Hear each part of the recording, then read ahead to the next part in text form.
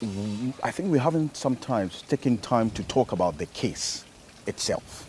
What did GMPC have to do with Valley Farms exactly? Good question. Very simple.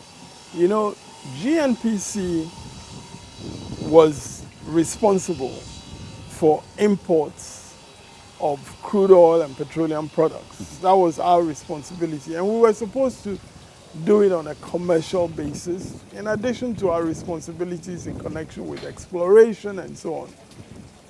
But for the import of oil, which was what used up a lot of Ghana's foreign exchange, we had to collaborate with Cocoa Board because Cocoa Board was responsible for our exports of cocoa, from which Ghana earned the foreign exchange for largely importing crude oil.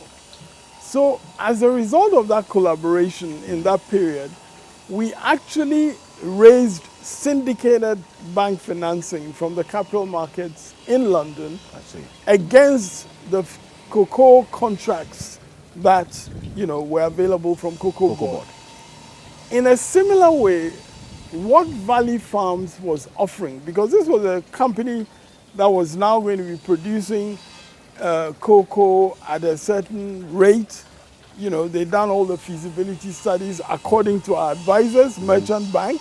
I see. And so what Merchant Bank came to us with was an opportunity to associate with this new cocoa production entity, because they too would have future contracts to sell cocoa which could back GMPC's financing arrangements. And Merchant Bank had done its feasibility studies. Merchant Bank and one of the IFC subsidiaries, they were our advisors. And they actually brought the project, Merchant Bank brought the project to us. The reason why we were asking for IFC to be made a witness was because one of their subsidiaries had also been involved in the feasibility studies. And the Agence Française de Développement, the French development agency, actually had a witness come to testify, and they also testified about the feasibility of the project. Why did the court decline to have an IFC? The court said that the IFC is immune from the jurisdiction of the Ghanaian courts.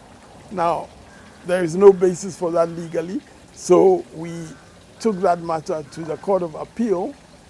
And in the Court of Appeal, what happened was that the immunity of the International Monetary Fund, the IMF, which does not have commercial dealings with entities, that immunity, which is provided in a statutory, a piece of subsidiary legislation, that was read into the IFC's authorization. And these are the two are different totally different.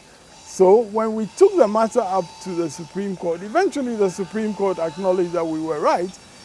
But you see, on June 18th, the Supreme Court had not yet decided on that matter. The Supreme Court had set the 25th of June for their decision. So again, we thought, based on what the judge herself had said for the last 1.5 years, that she was waiting for the Supreme Court to give their decision the following week.